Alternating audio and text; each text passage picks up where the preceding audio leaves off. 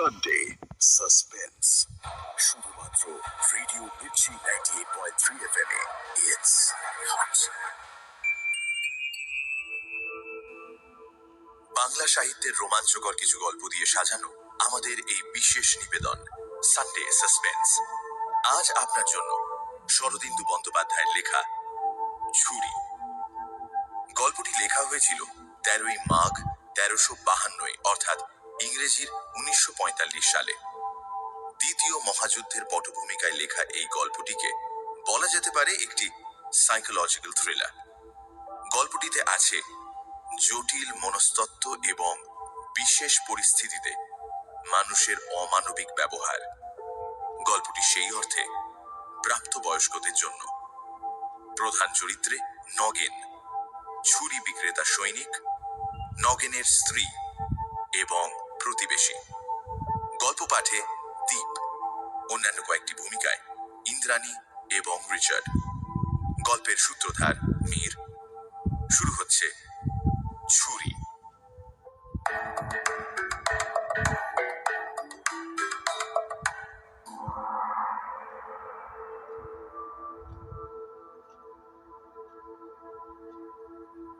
দ্বিতীয় মহাযুদ্ধের আগে কলকাতা শহরে এখানে ওখানে গোটা কয়েক লোন অফিস ছিল। যুদ্ধ আরম্ভ হওয়ার পর তাদের সংখ্যা অনেক বেড়েছে। লোন অফিসের মহাজনী কারবার অতি সরল ও সহজ।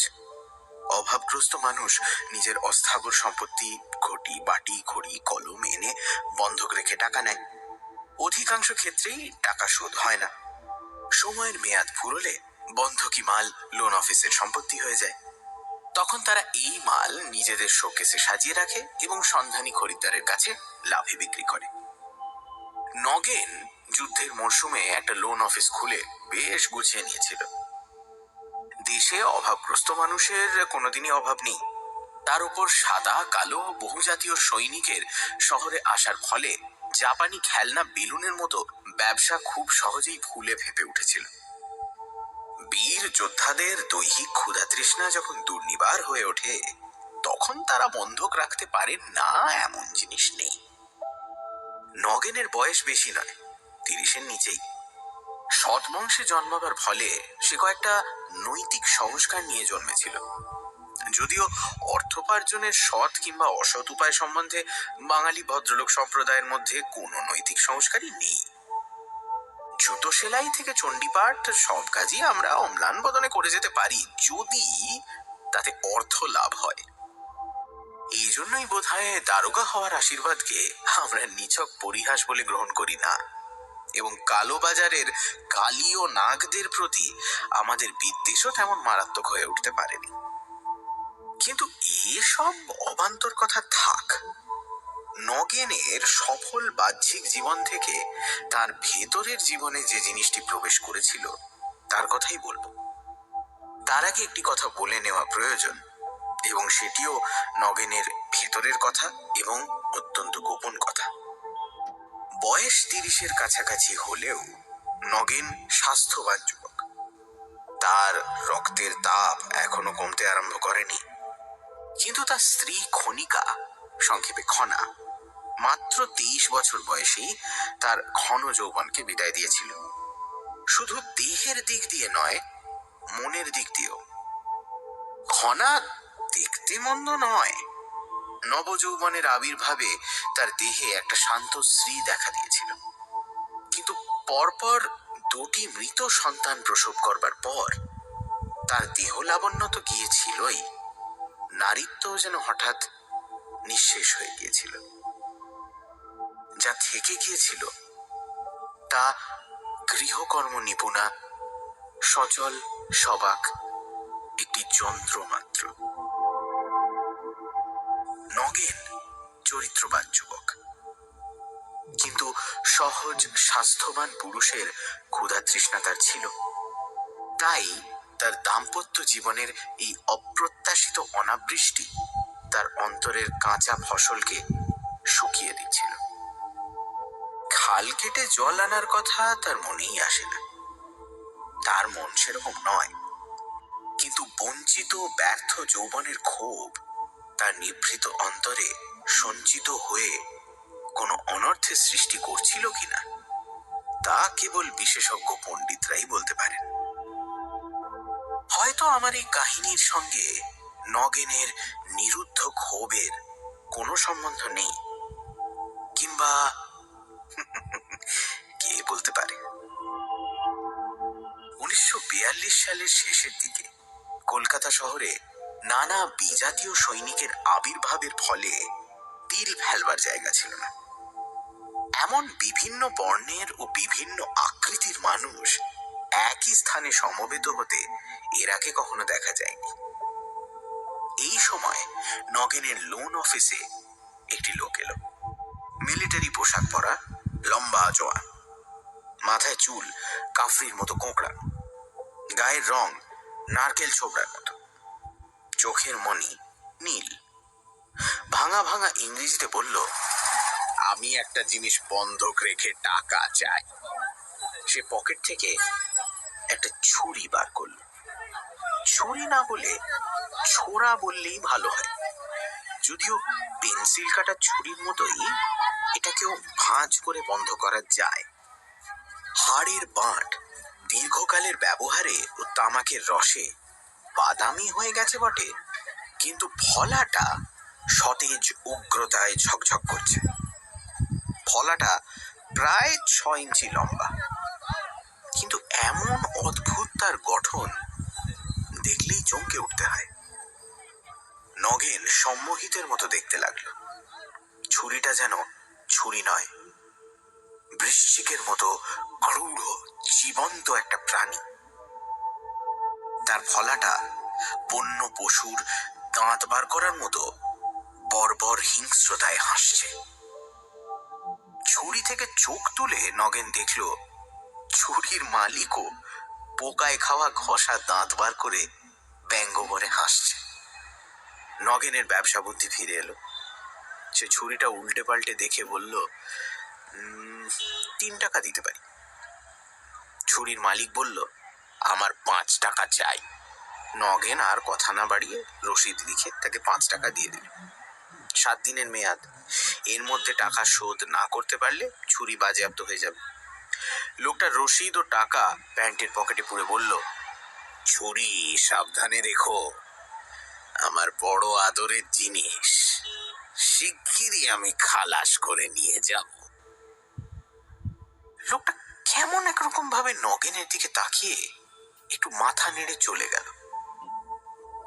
নগেন কিছুক্ষণ দরজার দিকে তাকিয়ে রইল।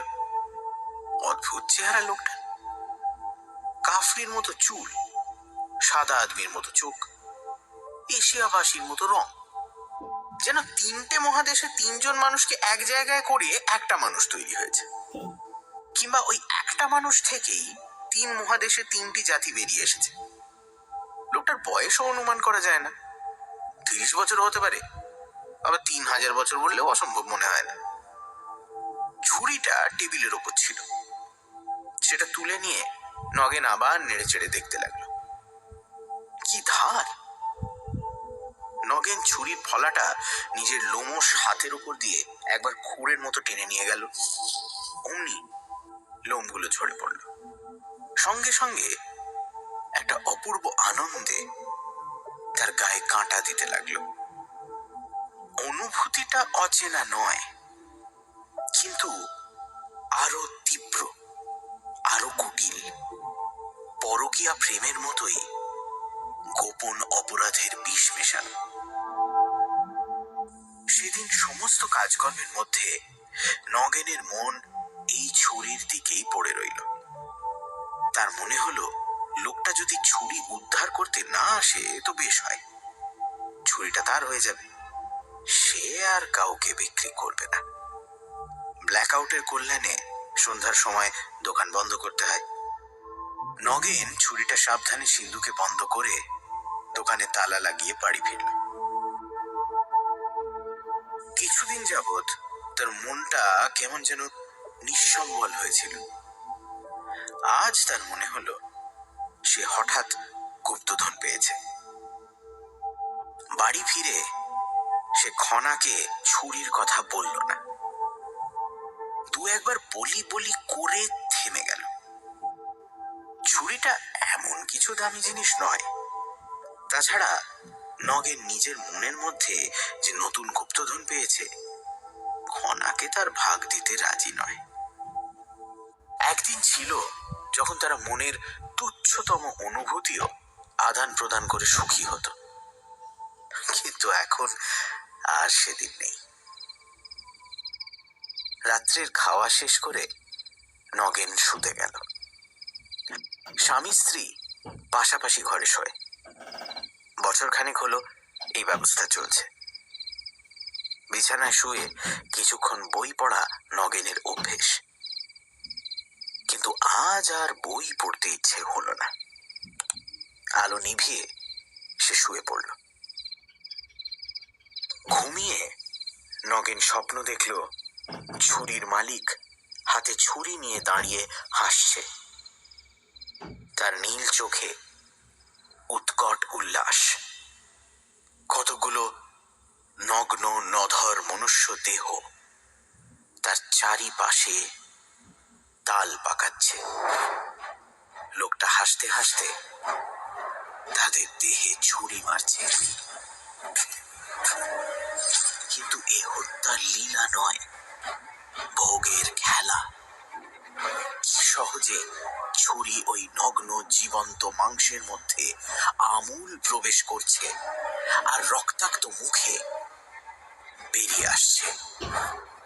দেখতে দেখতে নগেনের শরীর উদ্দীপনায় আঞ্জান করতে লাগলো। নরম মাংসের ওপর ছুরির এই বারবার আঘাত তার ধমনীর রক্তে যেন আগুন ধরিয়ে দিল। তীব্র উত্তেজনায় তার ঘুম ভেঙে গেল। এমন তীব্র উত্তেজনা সে অনেক দিন অনুভব করেনি। তার সারা গায়ে চামড়া গরম হয়ে জ্বালা করছিল। সে কিছুক্ষণ বিছানায় বসে থেকে আস্তে আস্তে নামল। অন্ধকার হাতড়ে পাশের ঘরে খনার বিছানার কাছে গিয়ে দাঁড়ালো। খনা ঘুমোচ্ছে। ঘুমের মধ্যে একটা বিশ্রী শব্দ করে তার নিঃশ্বাস পড়ছে। বিছানায় উঠতে গিয়ে নগেন সরে এলো। বিছানার চারিদিকের হাওয়া খনার নিঃশ্বাসের দূষিত বাষ্পে ভারী হয়ে উঠেছে। একটা দৈহিক বিকর্ষণ নগেনের শরীরের মধ্যে বিদ্রোহ করে উঠল। সে ফিরে গিয়ে এক গ্লাস জল খেয়ে নিজের বিছানায় শুয়ে পড়ল। পরদিন দোকানে গিয়ে প্রথমেই নগেন সিন্দুক খুলে ছুরির খবর নিল। ছুরি সিন্দুকের অন্ধকারের ভেতর থেকে চকচক করে তাকে অভিনন্দন জানাল। আশ্চর্য, ছুরিটা যেন কথা বলে। ফলা খুলে শক্ত করে মুঠোতে ধরতেই সে যেন আনন্দে চেঁচিয়ে উঠে বলল, এই তো, এমনি করে আমাকে ধরতে হয়। এবার কোথাও বিধিয়ে দাও। নরম জীবন্ত মাংস নেই? আমার কাজই তো নরম মাংসর মধ্যে বিধে যাওয়া। ঘরের কোণে একটা উঁচু টুলের ওপর একটা মখমলের মোটা তাকিয়া রাখা ছিল। কেউ বাঁধা দিয়ে গেছে। নগেনের চোখ পড়ল সেটার উপরে। ঘরে তখন অন্য মানুষ নেই। নগেন ছুরি পিছনে লুকিয়ে তার কাছে গিয়ে দাঁড়ালো। তারপর হঠাৎ ছুরি তুলে সজোরে তাকিয়ার মধ্যে বসিয়ে দিল। একবার, দুবার, তিনবার পর পর আঘাত করতে করতে নগেন যেন পাগল হয়ে উঠল। তারপর আবার তার রক্ত ঠান্ডা হয়ে গেল। অবসাদে মুঠো আলগা হয়ে পড়ল। না, এ যেন দুধের স্বাদ ঘোলে মেটাবার চেষ্টা। মখমলের তাকিয়া নরম বটে, কিন্তু রক্ত মাংসের স্বাদ তাতে নেই। ছুরিটা সস্নেহে সিন্ধুকে রেখে দিয়ে নগেন সমস্ত দিন লোন অফিসের কাজকর্ম করল। কিন্তু তার মন এক মুহূর্তের জন্য নিরুদ্বেগ হলো না। প্রত্যেকটা নতুন খদ্দের তার দরজা দিয়ে প্রবেশ করার সঙ্গে সঙ্গে তার বুকের ভেতরটা চমকে ওঠে। এই বুঝি সেই লোকটা ছুরি ফেরত নিতে এলো। লোকটা অবশ্য এলো না, কিন্তু মাত্র 5 টাকায় ছুরি বাঁধা রাখার জন্য তার অনুতাপ হতে লাগলো। 10 টাকা কিংবা 15 টাকা দিলেই ভালো হতো, তাহলে লোকটা সহজে ছুরি উদ্ধার করতে পারত না। সন্ধে হতে না হতেই নগেন তাড়াতাড়ি দোকান বন্ধ করে ফেলল। কি জানি লোকটা যদি এসে পড়ে। তার উপর ছুরিটা দোকানে রেখে বাড়ি ফিরতেও তার ইচ্ছে করল না। দোকানে রাত্রে কেউ থাকে না, যদি চোর ঢোকে। দিনকাল ভালো নয়। নগেন ছুরিটা পকেটে পুরে নিল। শীতের সন্ধ্যায় আকাশে মেঘ জমে একেবারে অন্ধকার হয়ে গিয়েছিল। গুড়ি গুড়ি বৃষ্টি পড়ছিল। কলকাতা শহরের আলো পর্দানসীন হয়ে ঘরের মধ্যে আবদ্ধ হয়েছে। বাইরে এক ফোঁটা আসবার অধিকার নেই। সুতরাং পথ দিয়ে যে দু একজন যাতায়াত করছে, তাদের অস্তিত্ব কেবল পায়ের শব্দেই অনুমান করা যায়। নগেনের অবশ্য বাড়ি বেশি দূর নয়, 10 মিনিট রাস্তা। তার উপর রাস্তাও ভালোভাবেই চেনা। তবু নগেন সাবধানে হাঁটতে লাগলো। 3-4 মিনিট হাঁটবার পর তার মনে হলো কে যেন তার পিছু নিয়েছে। পেছনে খস খস শব্দ হচ্ছে। সে সতর্ক হয়ে ঘাড় ফেরালো, কিন্তু অন্ধকারে কিছু দেখতে পেল না। পকেটে ছুরিটা শক্ত করে ধরে সে আরো দ্রুত পা চালালো। পথঘাট নিরাপদ নয়। এই ব্ল্যাকআউটের রাতে ঘাড়ের ওপর গুন্ডা লাফিয়ে পড়লে মা বলতেও কেউ নেই, আর বাপ বলতেও কেউ নেই। পেছনে পায়ের শব্দ কিন্তু থামল না, বরং আরো কাছে আসছে বলে মনে হলো। নগেন চলতে চলতে ছুরিটা বার করে ফলা খুলে শক্তভাবে মুঠোতে ধরল। তারপর হঠাৎ ফিরে দাঁড়িয়ে কড়া সুরে বলে উঠল, কে? পেছনে পায়ের শব্দ খুব কাছে এসে থেমে গিয়েছিল। নগেন কিন্তু কোনো মানুষ দেখতে পেল না। কিছুক্ষণ চেয়ে থাকবার পর তার মনে হলো নিচে ফুটপাতের কাছে সাদা রঙের কি যেন একটা নড়ছে। সে তীব্র দৃষ্টিতে চেয়ে থাকলো। ক্রমশ ওই সাদা বস্তুটা আকার ধারণ করল একটা সাদা কুকুর। নিতান্তই পথের কুকুর। নির্জন পথে মানুষ দেখে খাদ্যের আশায় তার সঙ্গ নিয়েছে। নগেনের ঘন ঘন নিঃশ্বাস পড়তে আরম্ভ করেছিল। কুকুর বুঝতে পেরে তার ভয় কমল। শক্ত মুঠোতে ধরা ছুরিটা সে মুড়ে আবার পকেটে রাখবার উপক্রম করল। কুকুরটা অস্পষ্টভাবে কুই কুই শব্দ করছে। ফুটপাথের ওপর পেট রেখে ভয়ে ভয়ে একটু একটু ল্যাজ নাড়ছে। নগেনের চোখ দুটো হঠাৎ অন্ধকারে জ্বলে উঠল। সে সন্তর্পণে আবার ছুরির ফলা খুলল। তার শরীরের মধ্যে রক্তের স্রোত প্রবল তোলপাড় করে ছুটতে লাগলো। হাঁটু মুড়ে নগেন ফুটপাথের ওপর মাথা নিচু করে মুখে চুক চুক শব্দ করল। কুকুরটা উৎসাহ পেয়ে প্রবল বেগে ল্যাজ নাড়তে নাড়তে হামাগুড়ি দিয়ে তার কাছে এলো।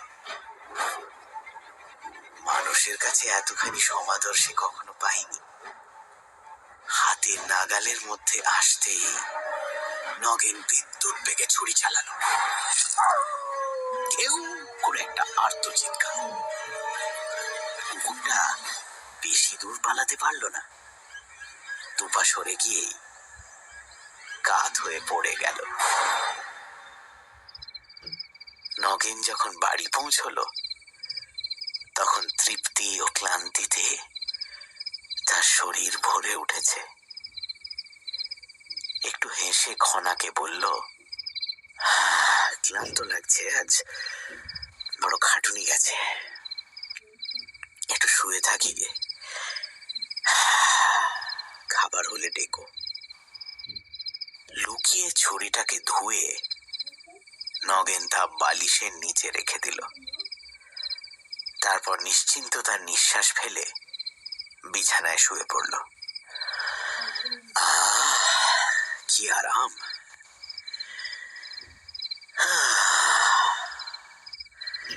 তার দেহ মনে কোথাও এতটুকু অতৃপ্তি নেই। পরের দিনটা একরকম নেশার ঝোঁকে কেটে গেল। সকালে লোন অফিসে যাবার পথে সে দেখল কুকুরটা ফুটপাথে মরে পড়ে আছে। তার পাঁজরার সূক্ষ্ম কাটা দাগ থেকে রক্ত গড়িয়ে পড়ছে। পথচারীরা তার সম্বন্ধে কোনো ঔৎসুক্য দেখাচ্ছে না, পাশ কাটিয়ে চলে যাচ্ছে। নগেনও মৃতদেহটা সম্বন্ধে কোনো ঔৎসুক্য অনুভব করল না। লোন অফিসে সমস্ত দিনটা আশঙ্কায় আশঙ্কায় কাটল, কিন্তু সে লোকটা ছুরি উদ্ধার করতে এলো না। ছুরিটা আজ আর নগেন সিন্ধুকে রাখেনি, নিজের কোটের বুক পকেটে রেখেছে। বুকের কাছে তার স্পর্শটাও যেন পরম তৃপ্তিকর। সন্ধ্যার সময় দোকান বন্ধ করে সে বাড়ি ফিরল। আজ আর পথে কোনো ব্যাপার ঘটল না। বাড়ি এসে যথাসময়ে খাওয়া দাওয়া শেষ করে সে শুয়ে পড়ল। এই কদিনে খনার সঙ্গে তার সম্বন্ধ যেন আরো শিথিল হয়ে গেছে। নেহাত প্রয়োজন না হলে কথা বলতে ইচ্ছেও হয় না। খনার মনও তার সম্বন্ধে এতই নিরুৎসুক যে স্বামীর জীবনে যে প্রকাণ্ড এক নতুন বস্তুর আবির্ভাব হয়েছে তা সে অনুভবেও জানতে পারেনি।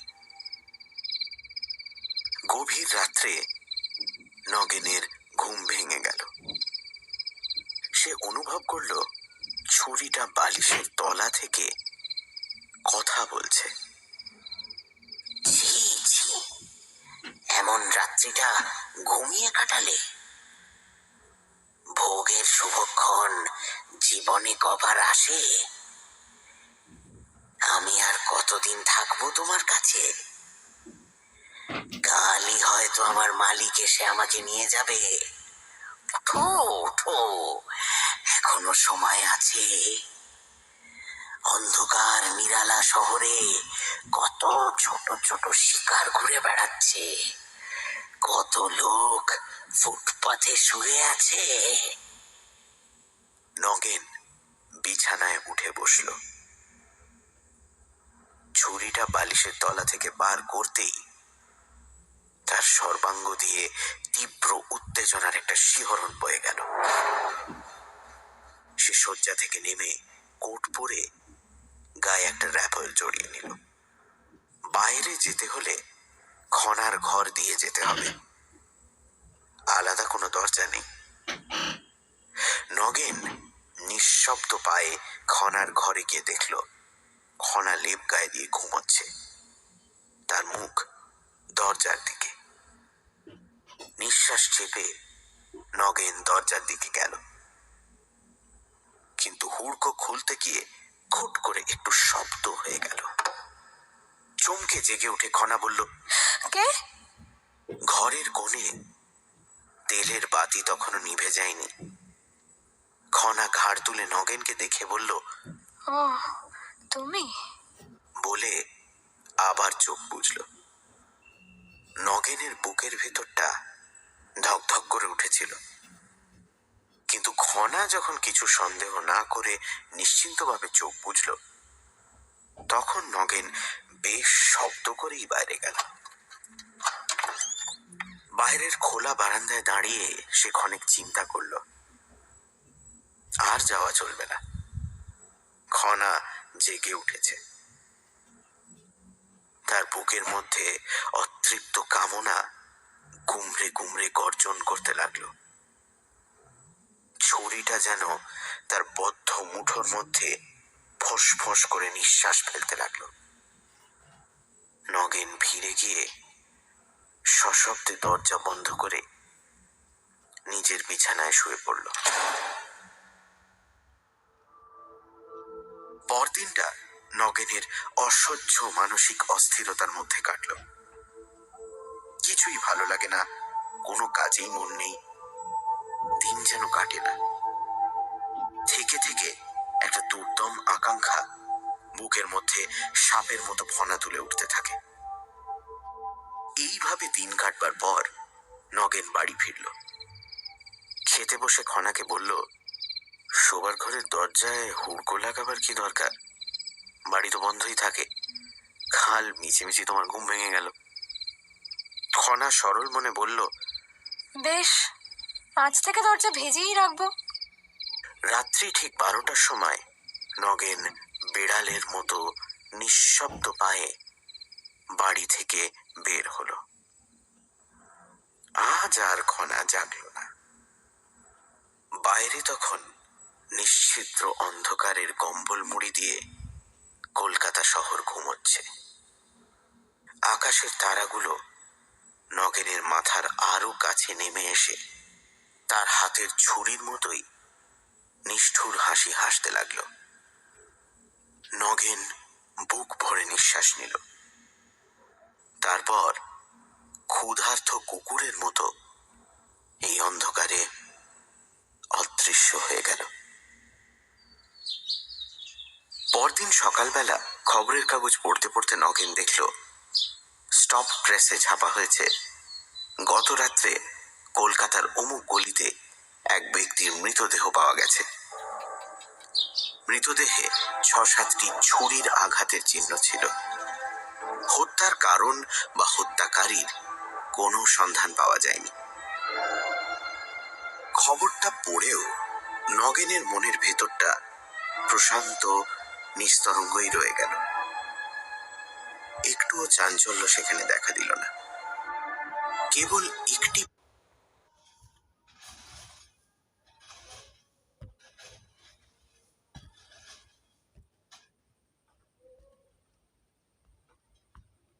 বিষয়ে তার মন সতর্ক হয়ে রইল, কেউ যেন জানতে না পারে। সে রাত্রিটা গভীর স্বপ্নহীন নিদ্রায় কাটল।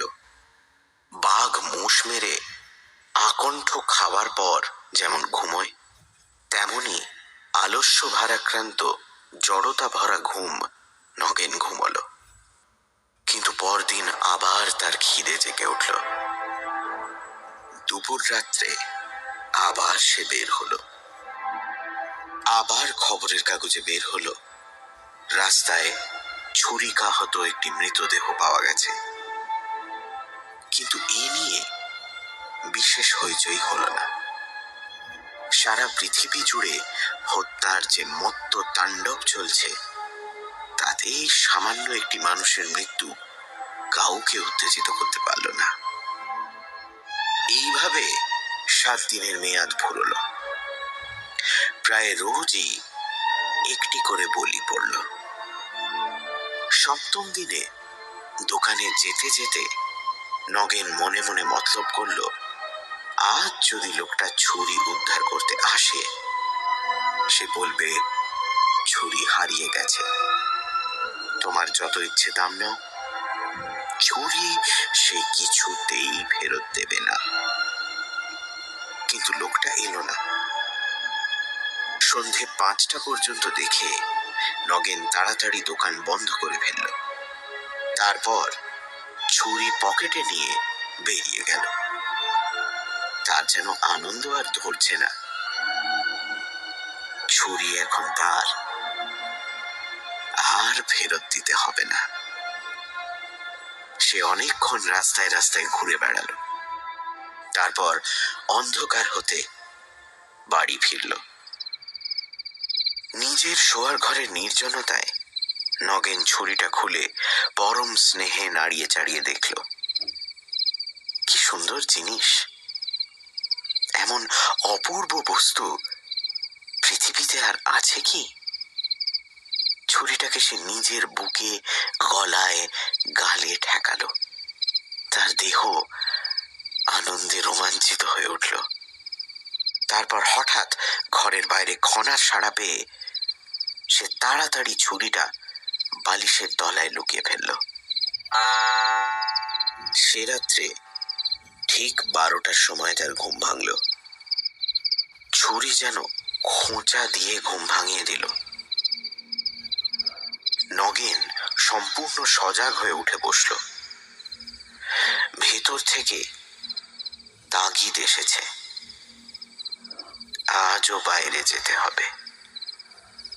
আজ ছুরিটা প্রথম তার নিজস্ব হয়েছে। আজকের রাত্রি বৃথা না যায়। খনার ঘর দিয়ে যাওয়ার সময় খনার বিছানার দিকে তার দৃষ্টি পড়ল। দরজার দিকে যেতে যেতে সে থেমে গেল। অল্প আলোয় ঘরের বিছানাটা অস্পষ্টভাবে দেখা যাচ্ছে। চুম্বক যেমন লোহাকে আকর্ষণ করে, তেমনি বিছানাটা নগেনকে টানতে লাগলো। নগেন সতর্কভাবে বিছানার পাশে এসে দাঁড়ালো। খনাকে দেখা যাচ্ছে, তার গায়ের লেপ সরে গেছে।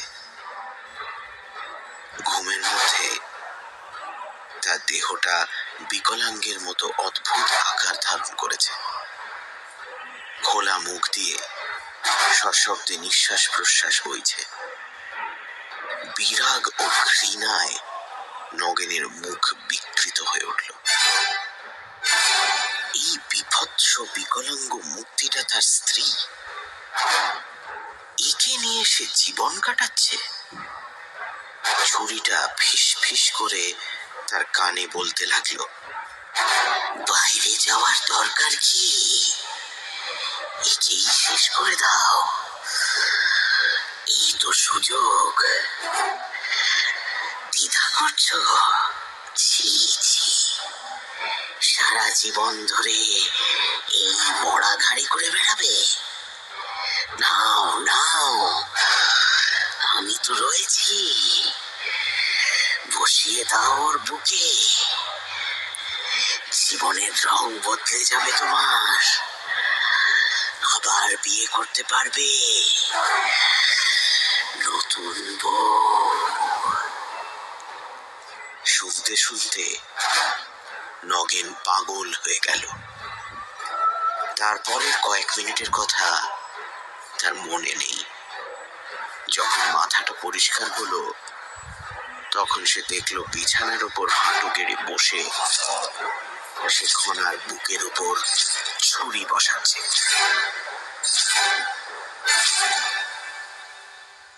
খনা একটুও নড়েনি। যেমন শুয়েছিল তেমনি মরেছে। সম্পূর্ণ জ্ঞান ফিরে আসার পর নগেন সভয়ে একবার ঘরের চারিদিকে তাকালো। তারপর খাট থেকে নেমে দাঁড়ালো। পাগল হয়ে এই কি করলো সে? নিজের ঘরে খুন করলো। এখন লাশ সরাবে কি করে?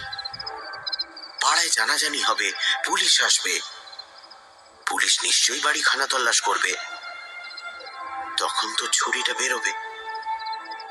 মেঝে বসে পড়ে দু হাঁটুর মধ্যে মাথা গুঁজে নগেন ভাবতে লাগলো। ছুরিটা রক্তমাখা ঠোঁটে তার কানে কানে কথা বলতে লাগলো। 5 মিনিট পরে নগেন তড়াক করে উঠে দাঁড়ালো। আছে, উপায় আছে। সে খনার হাত থেকে সোনার চুড়িগুলো খুলে দিল। গলা থেকে হার টেনে ছিঁড়ে পকেটে পুরল। তারপর নিঃশব্দে বাড়ি থেকে বেরিয়ে গেল। ছুরি ও গয়নাগুলো সে লোন অফিসে লুকিয়ে রেখে আসবে। তারপর অবয়বহীন ছায়ার মতো সে পথ দিয়ে ছুটে চলল। 10 মিনিটের পথ 5 মিনিটে অতিক্রম করে দোকানের রাস্তায় পড়ল। দোকানের বন্ধ দরজায় ঠেস দিয়ে কে একজন বসে আছে। খুব কাছে না আসা পর্যন্ত নগেন তাকে দেখতে পেল না। দেখে চমকে উঠল। লোকটার মুখের কাছে অঙ্গারের মতো চুরুটের আগুন জ্বলছে। নগেনকে দেখে সে উঠে দাঁড়ালো, মুখের কাছে মুখ এনে বলল, আ। নগেন চিনল ছুরির মালিক। সে জড়বৎ দাঁড়িয়ে রইল। তার মাথা আর কাজ করছে না। এই অভাবনীয় পরিস্থিতির ফলে যেন অসাড় হয়ে গেছে। লোকটা বলল, সন্ধ্যে থেকে এখানে বসে আছি, এত তাড়াতাড়ি দোকান বন্ধ করেছিলে কেন? আমার ছুরি দাও। লোকটা হাত পাতল। পকেটের মধ্যে ছুরি ও গয়নাগুলো একসঙ্গে ছিল। নগেন যন্ত্রচালিতর মতো সবকিছু বার করে তার হাতে দিল। লোকটার মুখে চুরুটের আগুন একটু উজ্জ্বল হলো। সে সামনে ঝুঁকে পড়ে সেই আলোতে হাতের জিনিসগুলো পরীক্ষা করল। তার নীল চোখ দুটো ও মুখের খানিকটা দেখা গেল। একটা অমানসিক উল্লাস তার মুখে ফুটে উঠল। গলার মধ্যে চাপা হাসির খসখস শব্দ।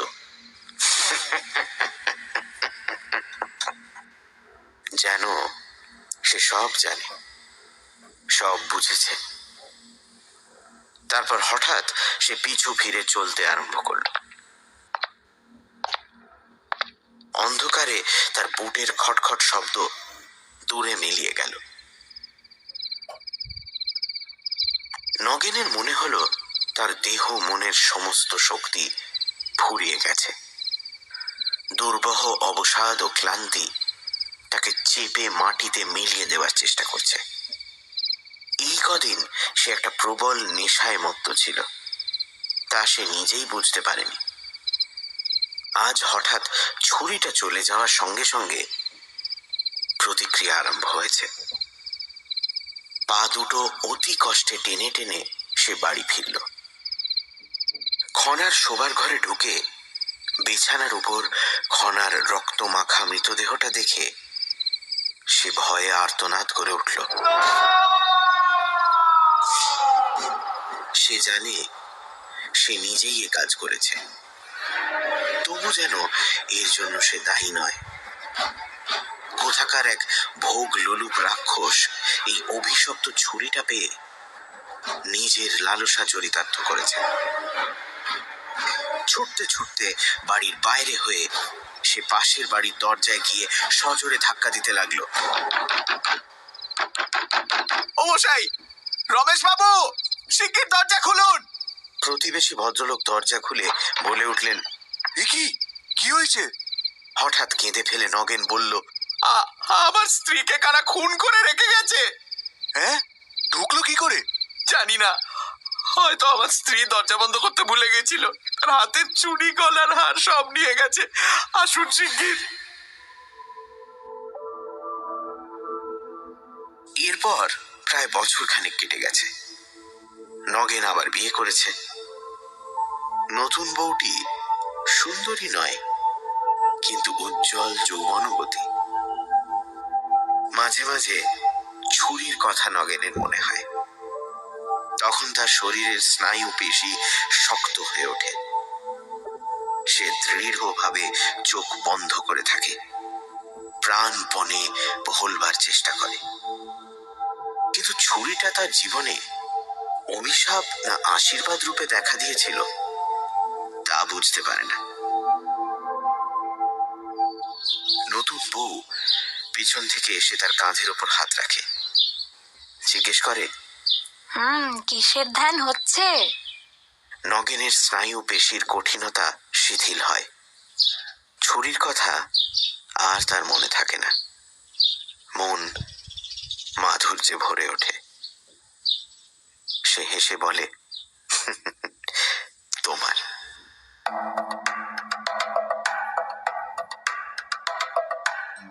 শুনছিলেন ছুরি, রচনা শরদিন্দু বন্দ্যোপাধ্যায়, গল্প পাঠে দীপ, অন্যান্য কয়েকটি ভূমিকায় ইন্দ্রাণী এবং রিচার্ড, শব্দগ্রহণ, আবহ সঙ্গীত এবং স্পেশাল এফেক্টসে রিচার্ড, পরিকল্পনা ও পরিচালনায় ইন্দ্রাণী। রেডিও মির্চির তরফ থেকে আন্তরিক ধন্যবাদ শ্রী প্রবীর চক্রবর্তীকে আমাদের পাশে থাকার জন্য। আগামী সপ্তাহে ঠিক এই সময় আরও একটি রোমাঞ্চকর গল্প নিয়ে হাজির হবে সানডে সাসপেন্স।